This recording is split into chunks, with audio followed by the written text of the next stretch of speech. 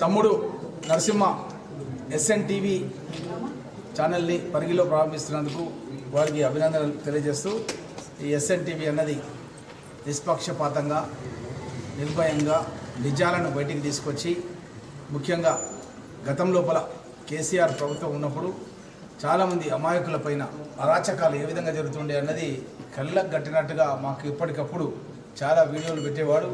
అదేవిధంగా ఇప్పుడు రేవంత్ రెడ్డి గారి ప్రభుత్వం ప్రజలకు చేస్తున్నటువంటి సంక్షేమ కార్యక్రమాలను కూడా ప్రజల్లోకి తీసుకెళ్లే విధంగా కృషి చేయాల్సిందిగా తమ్ముడికి నరసింహకి కోరుతూ all the best for SN TV.